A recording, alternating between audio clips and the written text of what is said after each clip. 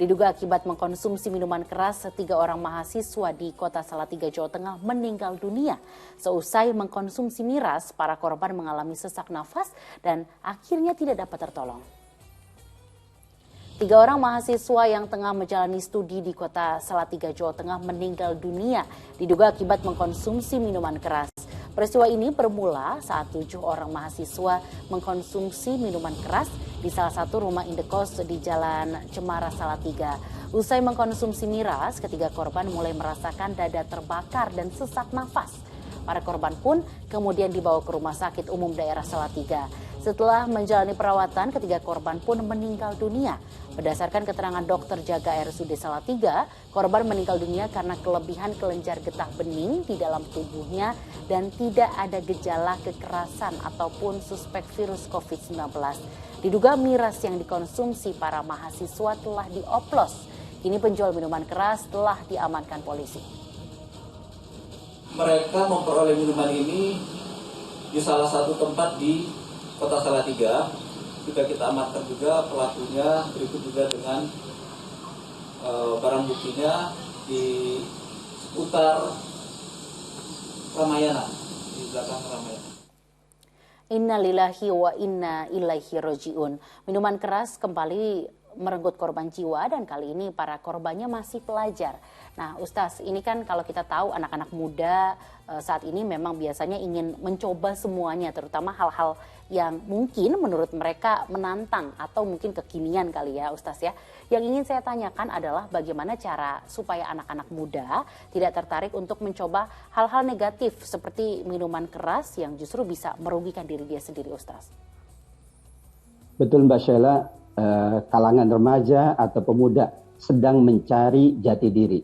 Maka kadang-kadang mencoba terus ya. Padahal kadang-kadang mereka tidak memikirkan akibat dan bahaya dari mencoba sesuatu yang notabene akan merusak dirinya dan merusak masa depannya seperti miras, narkoba, dan sejenisnya.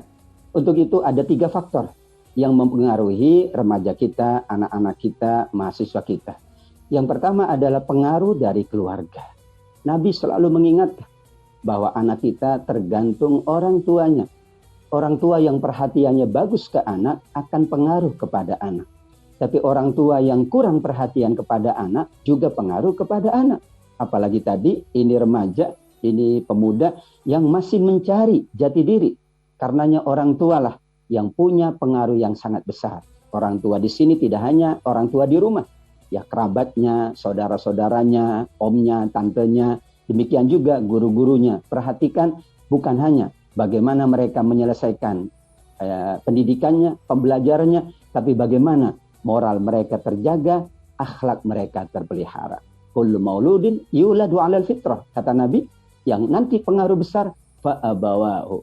Orang tua amat sangat besar pengaruhnya. Mari kita sebagai orang tua terus memberikan perhatian besar, terus memberikan ya opsi-opsi yang terbaik, terus mengingatkan anak-anak kita agar terhindar dari bahaya miras, narkoba, dan sejenisnya.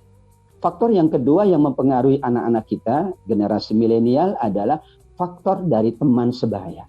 Biasanya kan temannya nyoba, yang lain pun ikut nyoba. Tadi kisahnya atau ceritanya adalah di kos-kosan begitu. Kenapa? Biasanya kalau teman sebayanya bagus, yang lainnya pun ikut akan melakukan yang bagus. Tapi kalau teman sebaya, sahabat dekatnya, teman karibnya, itu terbawa kepada hal yang negatif, lambat laun sulit juga untuk menghindar dari hal-hal yang negatif. Teman sebaya ini amat sangat penting. Saking pentingnya Nabi mengingatkan teman sebaya, teman dekat, sahabat karib itu adalah seperti 2 hal. Ada penjual minyak wangi memberikan keharuman, tapi ada seperti yang sedang membakar besi. Maka tentu ada bau busuk yang akan dirasakannya. Begitulah ilustrasi dari Nabi. Pentingnya teman sebaya bagi remaja kita, bagi para pemuda kita.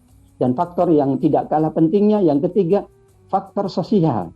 Lingkungan inilah yang dapat mempengaruhi. Ketika remaja dan pemuda mudah sekali mendapatkan tadi minuman keras, tentu bagi mereka ya karena kurang memikirkan dampak yang buruknya, maka ia akan mencoba. Setelah mencoba, ia mungkin akan ketagihan, kecanduan. Untuk itu 3 faktor inilah yang selalu menjadi perhatian kita bersama, terutama kalangan orang tua, para guru, para ustadz, para kiai, para ulama.